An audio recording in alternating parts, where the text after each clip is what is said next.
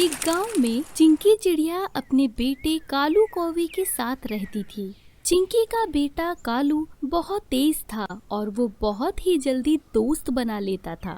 इसी बात से घबराकर चिंकी कालू को हमेशा समझाती थी, बेटा कालू, तू इतनी ज्यादा दोस्ती मत किया कर, हर कोई दोस्त नहीं होता, कुछ लोग धोखा भी देते हैं। माँ, तुम चिंता मत करो, मेरे सारे दोस्त बहुत अच्छे हैं, वो मुझे अच्छी अच्छी चीजें खाने के लिए देते हैं। नहीं बेटा, लालच में किसी से भी दोस्ती नहीं करनी चाहिए, इस तरह के लोग आगे चलकर फायदा उठाते हैं। अरे माँ, क्या तुम भी ये उल्टी सीधी बातें करती हो? दोस्त बनाना तो अच्छी बात होती है। अपनी माँ से ये बोलकर कालू कौवा अपने दोस्त बंटी कबूतर से मिलने चला जाता है। और बता कालू, क्या हाल चाल चल रहा है? सुना है बारिश आने वाली है। हाँ भाई, बारिश होने वाली है। कल मैंने भी अखबार में पढ़ा था कि 2 दिन में बारिश हो जाएगी और इसी चीज की मुझे चिंता लगी है। बारिश में मेरे घर पर पानी टपकता है। अरे तो कोई बात नहीं, तू मेरे घर पर आके रहने लगना, मेरा घर भी तो तेरा ही है। मैं अकेला थोड़ी ना हूँ, मेरी माँ भी मेरे साथ रहती है। ओहो, तू भी क्या बात कर रहा है? आंटी को भी अपने साथ ले आना, हम सब मिलकर मेरे घर पर रहेंगे। मेरे पापा बहुत बड़े जमींदार हैं और हमारा बहुत बड़ा मकान है। कालू बंटी की बात सुनकर खुश हो जाता है और सोचता है कि उसका दोस्त कितना अच्छा है, लेकिन अभी उसे बंटी की असलियत नहीं मालूम थी। इन सब के बाद बंटी जब अपने घर जाता है तो अपने पिता बल्लू कबूतर से कहता है, पापा, मेरा एक दोस्त कालू कबूतर बारिश में हमारे घर पर रहने आएगा। क्या मतलब तुम्हारा दोस्त हमारे घर पर रहने आएगा? मेरा घर है या फिर अनाथ आश्रम जो कोई भी मुंह उठाकर रहने चला आएगा? अरे पापा, आप अभी जानते नहीं हैं, मेरे दोस्त की माँ का घर बाजार से बिल्कुल सटा हुआ है। अगर वो घर हम लोग को मिल जाए और हम लोग उसमें थोड़ी सी मरम्मत करवा ले तो कितना बढ़िया होगा ना? अरे वाह बेटा, अब तूने बढ़िया दिमाग लगाया है। ठीक है, अब हम उन दोनों का घर हड़प लेंगे। लेकिन पापा, ये होगा कैसे? भला चिंकी आंटी अपना घर हमें क्यों देंगी? बस तू देखता जा कि कैसे मैं उस चिंकी चिड़िया से घर अपने नाम करवाता हूँ। अगले दिन बल्लू कबूतर चिंकी चिड़िया के घर पहुँच जाता है। चिंकी बहन, दरवाजा खोलो। हाँ भाई, बोलो, क्या बात है? आप कौन हो? मैं बल्लू कबूतर हूँ। मेरा बेटा बंटी कबूतर और आपका बेटा कालू कौवा दोनों बहुत अच्छे दोस्त हैं। अच्छा, तो आप बंटी के पापा हैं? आइए आइए भाई साहब, घर के अंदर आइए। चिंकी बहन, मैंने सुना है कि आपका घर बारिश के पानी से टपकता है। मैंने सोचा कि बारिश होने वाली है, आपको परेशानी होगी, क्यों ना आप लोग हमारे रामपुर वाले घर में जाकर रहने लगे, वहाँ पानी नहीं टपकता है। अरे नहीं नहीं भाई साहब, तकलीफ की कोई जरूरत नहीं है, मैं अपने घर की मरम्मत करवा लूंगी, मुझे अपना घर बहुत प्यारा है। लेकिन बहन, मरम्मत करवाने में तो समय लगेगा और बारिश कभी भी हो सकती है। मैं तो तुम्हारी ही भलाई के लिए कह रहा था।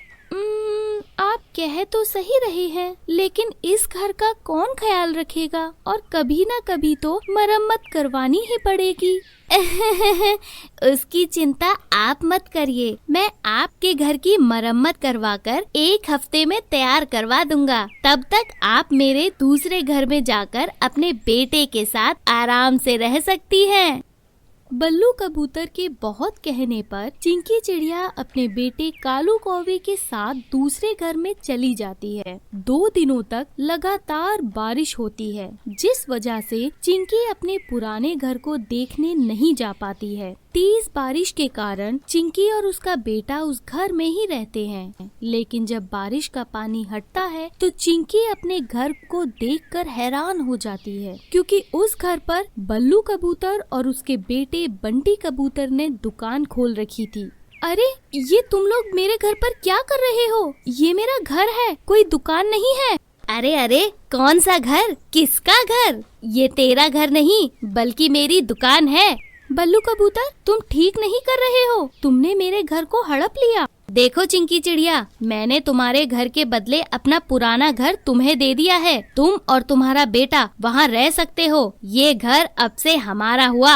हम यहाँ पर अपनी दुकान लगाएंगे और पैसे कमाएंगे।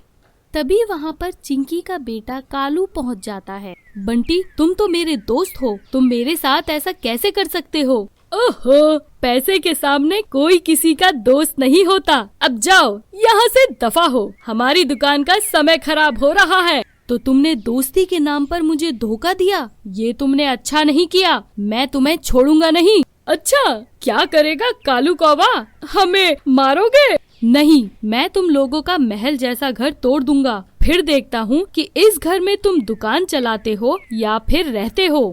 अरे जा जा, ये धमकी किसी और को देना। हम लोग डरने वाले नहीं हैं। ठीक है। कालू कौवा गुस्से में आ जाता है और अपने बाकी दोस्तों को फोन करके बुला लेता है, जिसके बाद ये सभी लोग मिलकर बंटी कबूतर का बड़ा सा घर तोड़ देते हैं, जिसे देखकर बंटी कबूतर और उसके पिता बल्लू कबूतर रोने लगते हैं। कालू कौवे, तूने क्या किया? मेरा इतना महंगा घर तूने तोड़ दिया। अब हम कहाँ रहेंगे? अगर तुम लोगों ने मेरा घर खाली नहीं किया तो तुम्हारा दूसरा वाला घर भी तोड़ दूंगा। अरे भाई, तू अगर वो वाला घर भी तोड़ देगा तो तू और तेरी माँ कहाँ रहेंगे? ये भी कोई पूछने वाली बात है। हम लोग तो अपने घर पर ही रहेंगे, क्योंकि कानूनन तौर पर वो घर मेरा है और तुम लोग चाहकर भी उसे हड़प नहीं सकते।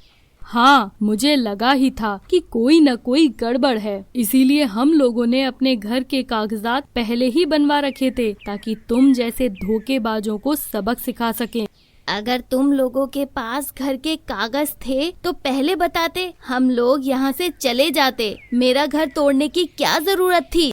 मैंने तुम लोगों का घर इसीलिए तोड़ा ताकि तुम लोगों का दिमाग ठिकाने आ सके। किसी के साथ भी धोखा नहीं करना चाहिए। कालू बेटा, अब तो तुम्हें समझ में आ गया ना कि हर किसी पर विश्वास नहीं करना चाहिए और दोस्त हमेशा सोच समझ कर बनाने चाहिए। हाँ माँ, मुझे समझ में आ गया कि दोस्त सोच समझ कर बनाने चाहिए। अब तो ये गलती हो गई, दोबारा नहीं होगी।